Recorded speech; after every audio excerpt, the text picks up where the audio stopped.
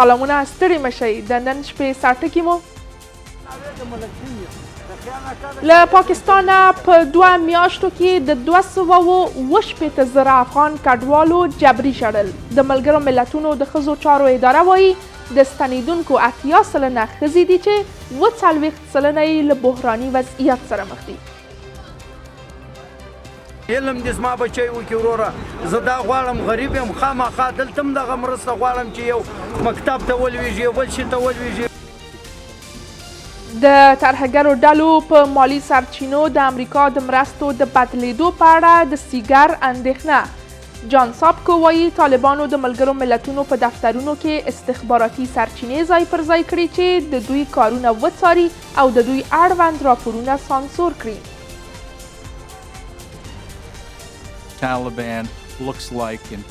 طالبانو د ملګرو ملتونو په ادارو کې استخباراتي چارواکي ځای پر ځای کړي دي ترڅو د دوی کار وڅاري، لاسوهنه او انحراف اسانه کړي.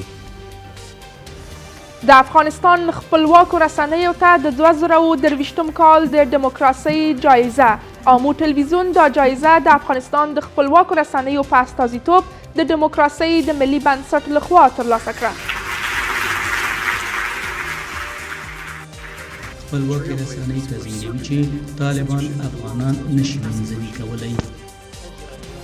او په غزه کې د اسرائیلو او حماس ترمنځ په 40 ورځنۍ جګړه کې تر 13,000 د زیاتو کسانو وژل کېدل.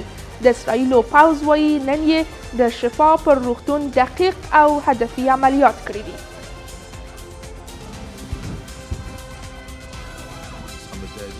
زموږ اندېښنه په بشري څانګه کې د دې روغتون د ناروغانو د هوساینې لپاره ده.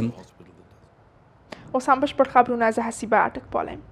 پاکستاني رسنیو د پاکستان له راولپنډۍ سیمې څخه د بې اسنادو کډوالو د موندلو او نیولو لپاره د یو ځانګړي مرکز د جوړولو اعلان کړی. ایکسپریس تریبیون ورځپاڼې د پاکستاني پولیسو چارواکو له قوله لیکلي چې د کډوالو د نیولو لپاره د پولیسو افسرانو نه لیوالتیا د دې لامل شوي چې په دغه سیمه کې د 12,000 بې اسنادو کډوالو د نیولو بهیر ودرول شي. په همدې حال کې راپورونه وایي چې یوازې په یوه ورځ کې 2,212 افغان کډوال له دغه هیواده شړل شوي دي.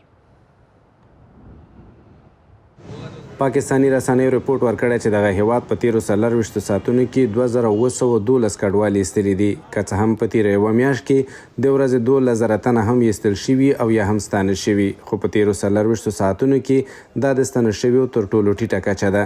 خو تازه پاکستاني رسنیو رپورټ ورکړی چې دغه هیواد په لاورپنډۍ سیمه کې د بې اسناده کډوالو د موندلو او نیولو لپاره یو ځانګړی مرکز جوړ کړی دی. د دغه ځانګړي مرکز په جوړېدو پاکستاني پولیسو د پاکستان لاورپنډۍ سیمه کې کور په کور پلټنې پیلوي. ایکسپریس تریبیون ورځپاڼې د پاکستاني پولیسو چارواکو له قوله لیکلي دي چې د کډوالو د نیولو لپاره د پاکستاني افسرانو نه لیوالتیا د دې لامل شوې چې په دغه سیمه کې 12,000 بې اسناده کډوالو د نیولو بهیر ودرول شي. له بلې خوا د پاکستان د لنډمهاله حکومت د کورنیو چارو وزیر ویلي دی چې دولت په لومړي سر کې په خپله خوښه د ستنېدو یو مهالویش وټاکه چې له مخې څه د پاسه 290,000 تنه بې اسناده کډوال افغانستان ته ستانه شول او یوازې 8,000 تنه د پاکستان حکومت لخوا خپل هیواد ته ستانه کړل شوي دي. خو په پاکستان کې کډوال وایي چې د پاکستاني پولیسو لخوا د کور په کور تلاشۍ بهیر له پیلېدو وروسته دوی د کډوالۍ د قانوني سندونو له لرلو سره سره د پولیسو لخوا ځورول شوي دي. به شکل قانونی آمدیم، ویزا دارم، پاسپورت دارم، اما متاسفانه تا جایی که ما شاهد هستیم با داشتن ویزا و پاسپورت افغانای ما دچار مشکل هستند و حتی ما شاهد از این هستیم که با اسناد بعضی از افغانای ما را دستگیر میکنن و میبرن به زندان. مدارا کنن با هموطنای ما و کمی توجه به این قسمت داشته باشند، کسایی که اسناد میذاشته باشند اونا را مصاحبه از اذیتشان نشه و اونا را تکلیف ندن. د هغو شمیرو له مخې چې د لاورپنډۍ پولیسو رسنیو ته وړاندې کړی، کابو 12,000 بې اسناده کډوال د پاکستان په لاورپنډۍ سیمه کې اوسیږي چې له دې ډلې د نومبر میاشتې له لومړۍ نیټې راهیسې څه د پاسه 8,000 تنه په خپله خوښه له پاکستان وتلي او یوازې 230 تنه د پاکستاني پولیسو لخوا نیول شوي او ایستل شوي دي. ملګرو ملتونو راپور ورکړی چې افغانستان ته د راستنیدونکو کډوالو 80 سلنه یې ښځې او نجونې دي. د ملګرو ملتونو د ښځو د څانګې موندنې ښیي چې د دغو ښځو او نجونو له ډلې 40 سلنه یې په ناوړه وضعیت کې دي. د ملګرو ملتونو د ښځو څانګه ښیي چې له پاکستان افغانستان ته راغلي اکثره نجونې د 6 او 12 کلونو ترمنځ دي او د طالبانو د بندیزونو له امله به له زده کړو بې برخې وي. د دې ادارې په وینا د راستنیدونکو کډوالو لوی شمېر یې د افغانستان د هویت پاڼې نه لري. د ملګرو ملتونو د ښځو څانګې له 2 نورو ادارو سره په ګډه له پاکستان د راستنیدونکو ښځو او نجونو وضعیت څېړلی دی. په دغه راپور کې راغلي چې له پاکستان د راستنیدونکو کډوالو 80 سلنه یې ښځې او ماشومان دي چې بیړنۍ سرپناه، روغتیایي خدمتونو او رواني ملاتړ ته اړتیا لري. د دغه راپور موندنې ښایي چې د راستنیدونکو 40 سلنه یې ځوان نجونې دي چې په پاکستان کې ښوونیزو او زده کړیزو خدمتونو ته لاسرسی درلود، خو په افغانستان کې د طالبانو محدودیتونو له امله به د دغو خدمتونو ته لاسرسی ونه لري. د دغه راپور موندنې ښایي چې د راستنیدونکو له ډلې یوه برخه په پاکستان کې زیږېدلي او په افغانستان کې هیڅ ژوند نه دی کړی. تعلیم دې وشي وروره، علم دې زما بچی وکړي وروره. زه دا غواړم، غریب یم، خامخا دلته هم دغه مرسته غواړم چې یو مکتب ته ولویږي، بل شي ته ولویږي. بایي په راپور کې راغلي چې راستنیدونکي افغانستان ته د راننوتلو د نوم لیکنې په بهیر کې له ګڼو ستونزو سره مخ دي او زرګونه راستنه شوي کسان په سړه هوا کې د هستوګنې په مرکزونو کې شپې او ورځې تېروي. د ملګرو ملتونو د ښځو څانګه وایي چې ښځې او نجونې د لوړ خطر له ګواښ سره مخ دي او ښایي له جنسیتي تاوتریخوالي سره مخ شي. تعداد عظیمی از زنان و کودکان به شمول کودکان دختر از پاکستان به افغانستان برگشت داده می شود. اینها به امید یک زندگی امن، مسئول و دور از تبعیض و خشونت به پاکستان پناه آورده بودند که متاسفانه با برگشت دادن اینها زندگیشان با بحران شدید و بی‌سابقه‌ای روبرو بشوند. نه تنها باید محدودیت‌های اعلام شده علیه زنان را مجبوراً بپذیرند. د ملګرو ملتونو په دغه راپور کې د خوراکي توکو او سرپناه نشتوالی د راستنیدونکو له لویو ستونزو بلل شوی دی. له دغو راستنیدونکو یو شمېر وایي چې خپل ټول شته په پاکستان کې پرېښودل او له دې هېواده وتلو ته اړ شول. په دغه راپور کې ویل شوي دي چې د طالبانو له واکمنۍ وروسته ګڼ شمېر افغانان پاکستان ته تللي دي. پاکستان د 2023 کال د اکتوبر په 3 د بې اسناده کډوالو د شړلو طرحه اعلان کړه او د روانې میاشتې په پیل کې د دې طرحې عملي کول پیل کړل. د افغانستان د بیا رغونې لپاره د امریکا ځانګړی څارونکی خبرداری ورکوي چې احتمال لري افغانستان سره شوې مرستې یا د واشنگټن ځینې مرستې به د ترهګرو ډلو په تمویل ولګول شي. جان ساپکو دغه څرګندونې د امریکا د استازو جرګې د بهرنیو اړیکو کمیټې په غونډه کې وکړې.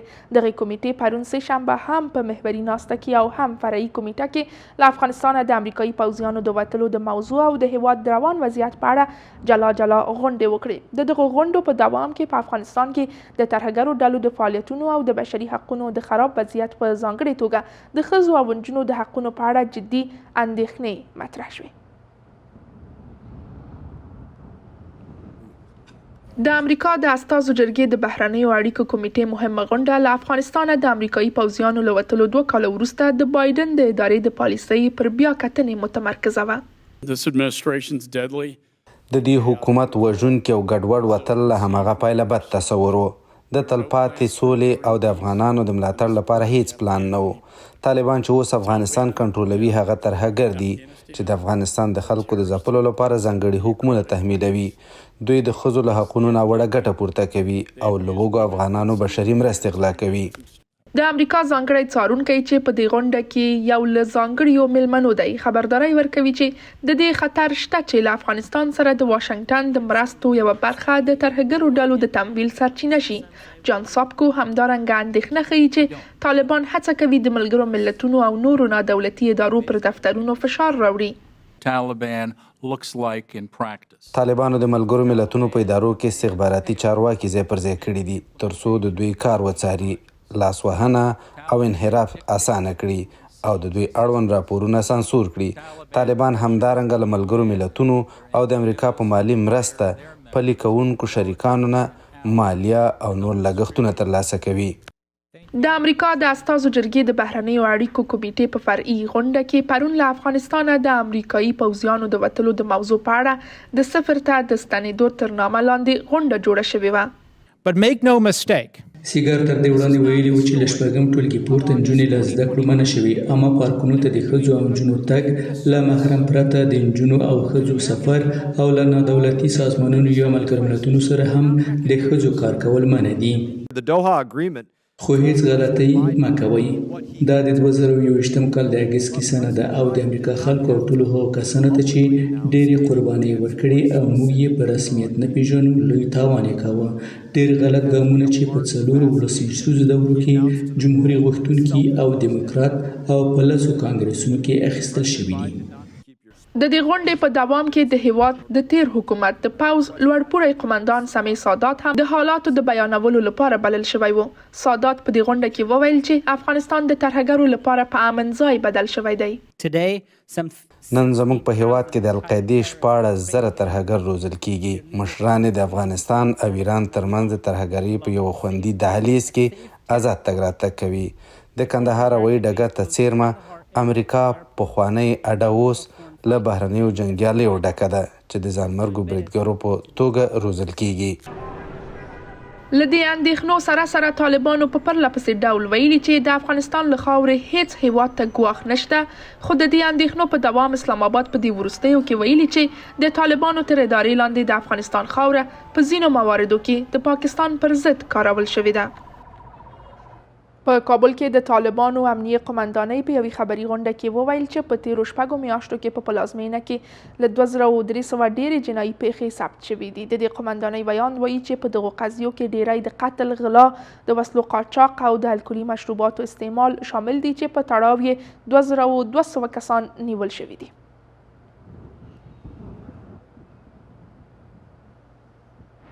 په کابل کې د طالبانو امنیه قومندانۍ د 1402 هجري لمریز کال د لومړیو 6 میاشتو د جنایاتو اندازه وړاندې کړه. د قومندانۍ ویان وایي چې په دغه موده کې د قتل، غلا او نورو جنایي جرمونو په برخو کې څه باندې 2300 جنایي قضیې ثبت شوي او د ټولو قضیو په تړاو 2200 کسان نیولي دي. دغه ریاست په تیرو 6 میاشتو کې د کابل د بیلابیلو جرمونو په تړاو 2210 قضیې درلودې او په تړاو یې 2136 تنه نیولي دي. دغه نیول شوي اشخاص د قتل، د موټرو او موټرسایکلونو د غلا، د اموالو اجناسو د غلا، مساله غلا، د شرابو استعمال، فریبکارۍ، د وسلو قاچاق، کسبګرۍ او د یو شمېر نورو جرمونو په تور لاس په لاس نیول شوي دي. له دې سره د پوځي چارو یو شمېر کارپوهان کابل ښاریانو ته د امنیت په تامینولو کې د طالبانو پر کارونو نیوکه کوي او په دې باور دی چې د جنایي جرمونو د زیاتوالي لامل فقر او بیکاري ده. مردم به خاطر فقر و بیچارگی مشکلات مردم زیاد است و تشنگی زیاد است، کاروبار نیست، مجبور میشه آدم دست به دوزی بزنه. هنوز قتل هم است، آدم کشی هم است، هنوز مردم آرام نیست، باید کشور خوب شود. د طالبانو د کورنیو چارو وزارت شمیرې ښیي چې دوی په ټول افغانستان کې د یو کال په اوږدو کې شاوخوا 2000 جنایي پیښې ثبت کړي چې په تړاو یې تر اوسه 11,000 ډېر کسان نیول شوي دي. په هرات کې د نجونو او ښځو پر مخ د ښوونیزو مرکزونو تړل کېدل د دغه ولایت د اوسیدونکو له پراخو غبرګونونو سره مخ شوي دي. په هرات کې یو شمېر نجونې زده کوونکي وایي طالبان د هرې ورځې په تېرېدو سره پر ښځو د زیاتو محدودیتونو لګولو په هڅه کې دي. په هرات کې طالب چارواکو پرون وویل چې د نارینه ښوونکو د شتون له امله د نجونو زده کوونکو پر مخ ښوونیز مرکزونه وتړل. زهره په یو خصوصي پوهنتون کې د کمپیوټر ساينس محصله وه چې طالبانو د هغې او زرګونه نورو نجونو محصلینو پر مخ پوهنتونونه وتړل. له هغې وروسته زهره ښوونیز مرکز ته مخه کړه او د هرات په یو ښوونیز مرکز کې پر زده کړو ځان بوخت کړ، خو طالبانو تیره ورځ دغه مرکز هم د هغې پر مخ وتړه. باز هم کورس‌ها رو باز هم بسته کردن و طبیعی هست توی حالت دوباره دخترها دچار افسردگی و اضطراب بشن. د طالبانو د امر بالمعروف ریاست د سې شنبې په ورځ ښوونیز مرکزونه او په ځانګړې توګه د انګلیسي ژبې او کمپیوټر مرکزونه چې نجونې پکې په زده کړې بوختې وي وتړل. یو شمېر نجونې زده کوونکي وایي چې طالبانو دوی ته خبرداری ورکړې چې نور دغه مرکزونو ته د تګ اجازه نه لري. کورس‌ها باز بود و من میرفتم انگلیسی میخواندم ولی همین چند روز پس دوباره بسته شده کورس‌ها و ما مجبوریم پس دوباره به خانه بشینیم. دانه دانه از اونا سوال‌های پرسیدن که مثلا چند ساله یا ای که استاد شما حال خانم و بدن آقا میشه و همچین چیزایی. و همین وجود که دیدن هی بخش مربوط به خانم ها میشه، همگی شاگردار از صنفا بیرون کردن و بعد از او هم به اداره اطلاع دادن که باید اکادمی بسته کنین و این قسمت که بخش خانم های تدریس میکنن کاملا بسته بشه و دیگه دخترها حق ندارن به صنف بیان اشتراک کنن و استاد اونا درس بده. با وجودی که چند بار دیگه هم با این مشکلات مواجه شده بودیم اما بازم تسلیم نشدیم. څه باندې 2 کاله کېږي چې طالبانو له شپږم ټولګي پورته د نجونو پر مخ ټول ښوونځي تړلي دي. همدارنګه کابو 1 کال کېږي چې د نجونو پر مخ ټول تعلیمي مرکزونه هم تړلي او په غیر دولتي ادارو کې د ښځو پر کار هم بندیز لګېدلی دی. هغه بندیزونه چې د نړیوالې ټولنې له غبرګون سره سره تر اوسه هم دوام لري. د دیموکراسۍ لپاره ملي بنسټ یا نید د افغانستان د خپلواکو رسنیو په استازیتوب آمو ټلویزیون ته د 2023م کال د دیموکراسۍ جایزه ورکړه. د آمو ټلویزیون د افغان رسنیو په استازیتوب دغه جایزه پرون په واشنگټن ډي سي کې ترلاسه کړه.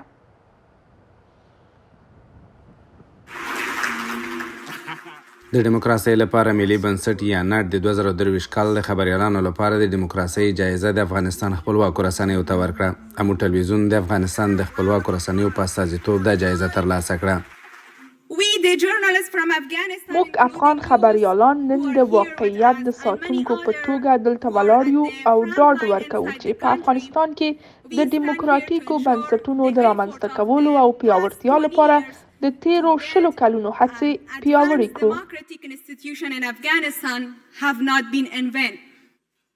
د دیموکراسۍ لپاره د ملي بنسټ رئیس او عامل مدیر د دې جایزې ورکړه. هغو کسانو ته د درناوي یوه برخه ګڼي چې د بیان د ازادۍ لپاره د مبارزې په لومړۍ لیکه کې هڅه کوي. له دې امله نن شپه موږ استثنایي مشرانو ته چې د عدالت، دیموکراسۍ او ازادۍ د پرمخ بیولو په لومړۍ لیکه کې دي درناوی کوو. موږ په ایران کې میډني ولسي غورځنګ ته درناوی لرو او پر اساسي ازادۍ ټینګار کوو. خپلواکې رسنۍ تضمینوي چې طالبان افغانان نشي منظمي کولی. په دغه ناسته کې په ملګرو ملتونو کې د امریکا سفیر وویل چې په وروستیو 18 کلونو کې په نړۍ کې اساسي ازادۍ په ځوړتیا دي. د 18م پرلپسې کال لپاره نړیواله ازادي د کمښت په حال کې ده. د نړۍ په هره سیمه کې د خلکو بنسټیزه ازادي د نظرونو د بیانولو لپاره د دوی حق، د هغوی د استازو انتخاب او له ویرې سره ژوند ټول تر ګواښ لاندې دي. نو موږ باید یو ځل بیا له ځانه وپوښتو چې آیا موږ دغو ټولو ته بې پامي کړې؟ افغان خبریالان هم د دې جایزې ترلاسه کول د افغانستان د خبریالانو لپاره یوه لویه لاسته راوړنه بولي او وایي چې د دغې جایزې دننه په افغانستان او جلا وطنۍ کې د خبریالانو ترمنځ واټن له منځه یوړ. در شرایطی که در واقع تمامی ساختارها و تمامی نهادها و تمامی قوانین و تمامی چارچوب‌های مشروع دیگه در افغانستان وجود نداره، به نظر من رسانه های افغانستان نقش بسیار حیاتی رو نه تنها در زمینه اطلاع رسانی ایفا میکنند بلکه در زمینه پاسخگو ساختن گروه های مثل طالب ها ایفا میکنند. لدې سره سره په داسې حال کې دا جایزه د افغانستان خپلواکو رسنیو ته ورکول کیږي چې د نایب بنسټ د شمیرو له مخې د طالبانو بیا ځلې واکمنېدو سره له 1530 فعالو رسنیو د 1 ټلویزیوني چینلونو 140 راډیوګانو 14 ورځپاڼو او مجلو او همداراز 10 خبري اژانسونو او آنلاین رسنیز فعالیت درول شوی او 10% خبریالانو د رسنیو کارکوونکي چې ښځې هم پکې شامل دي خپلې دندې له لاسه ورکړي دي.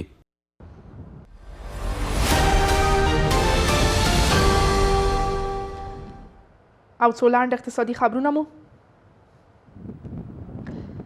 یو خصوصي شرکت د 14 میلیونه ډالرو په لګښت د شبرغان دشت الوان د 1500 کیلو ولټ برېښنا مزي د غځولو او د دشت الوان سب سټیشن د شبکې د جوړولو چارې بشپړوي.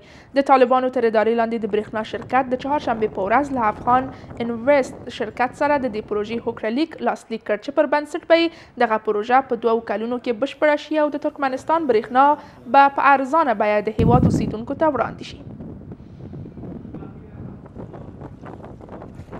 صنعتکارانو وروڼو څخه د ټولو تجارانو څخه چې په هر بخش په هر ډول کې دوی پانګونه کوي او یا قرارداد کوي باید خپلو خبرو ته متوجه چې ما څه وویل باید په هغه کې عمل وکړو یعنې عملي ډول خپله خبره پر مخ ویشي نو دا مو د ټولو څه غوښتنه ده چې باید پر خپلو کړنو پر خپلو خبرو باندې عمل وکړي. د طالبانو پاکستان او ازبکستان ترمنځ د درې اړخیزو اقتصادي اړیکو د پیاوړتیا لپاره هوکړه لیک لاسلیک شو. په پاکستان کې د طالبانو سفارت وایي چې د دې غونډې د اجنډا موخه د سوداګرۍ پراختیا، د ترانزیت اسانتیا، د پانګونې زیاتول، د ګمرکي سیستم برېښنایي کول، د بانکي سیستم پیاوړي کول او پراخول او د ویزو صادرول دي. د طالبانو د صنعت او سوداګرۍ وزارت سرپرست هم د غونډې اجنډا لاسلیک کړې او دا مهال په پاکستان کې دی.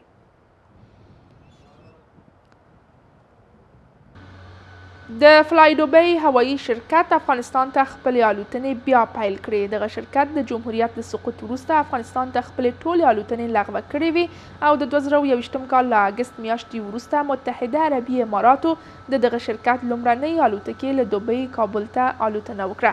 طالبان د الوتکې د ټکټونو د بیې په راټیټېدو او مسافرینو ته د بهرنیو سفرونو د زمینې برابرولو په برخه کې د دغه شرکت د الوتنو پیل مهم بولي.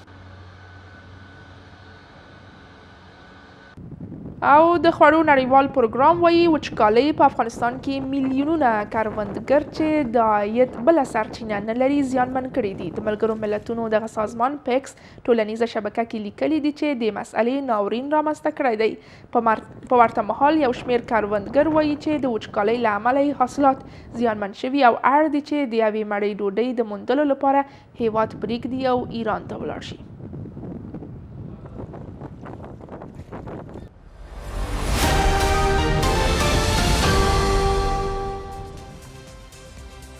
او د بهرنیو اسعارو په بیه کې یو امریکایي ډالر 80.1 افغانۍ، یو یورو 4.2 افغانۍ، زر ایرانی ریال 1.50 افغانۍ او ورسره زر هندۍ روپۍ 270 افغانۍ، یو د اماراتو درهم 19.8 افغانۍ، یو زر پاکستاني روپۍ 210 افغانۍ.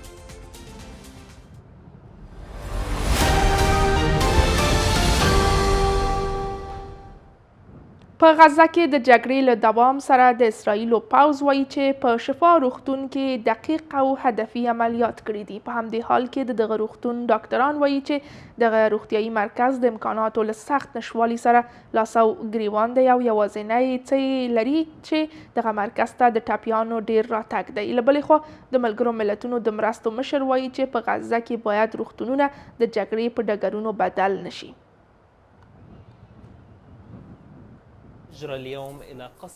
په داسې حال کې چې د اسرائیل او حماس ترمنځ له جګړې نږدې 40 ورځې تیریږي، ظاهراً د هرې ورځې په تیریدو سره د ولسي وګړو پر اوږو د دغه جګړو بار زیاتیږي.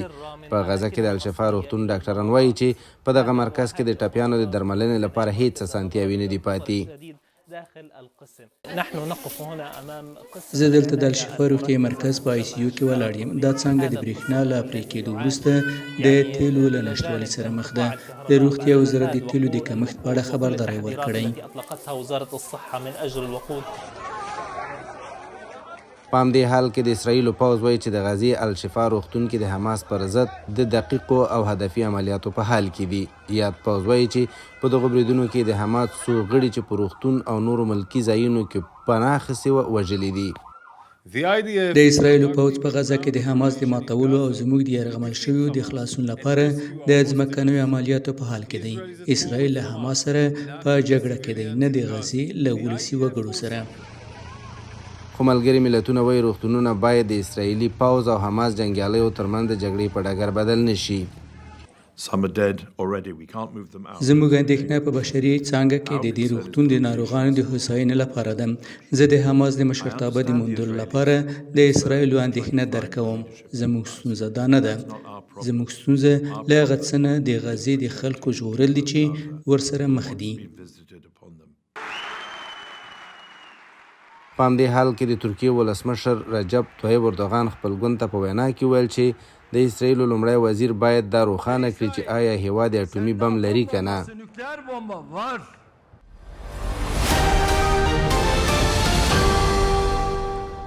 او د لوبو په نړۍ کې هم یو خبر دا چې د افغانستان د فوټبال ملي لوبډلې بریټانیایي روزونکي اشلی وستوود په خبري ناسته کې وویل چې لوبډله د قطر په وړاندې لوبې لپاره چمتو ده. هغه وویل چې لوبډلې په قطر کې دوه ښې تمرینی لوبې وکړې او لوبغاړو په لوړه انګیزه د قطر لوبډلې په وړاندې لوبه وکړه. اسلام الدین امیری هم چې په دغه مطبوعاتي ناسته کې ګډون درلود وویل لوبغاړي به د دې لوبې لپاره خپلې ټولې هڅې وکړي. ټاکل شوې د هیواد فوټبال ملي لوبډله د 2026 نړیوال جام مقدماتي دوهم پړاو او د 2028 کال د آسیا د ملتونو جام مقدماتي سیالیو کې سبا پنجشنبه له قطر سره د لوبې ډګر ته ورشي.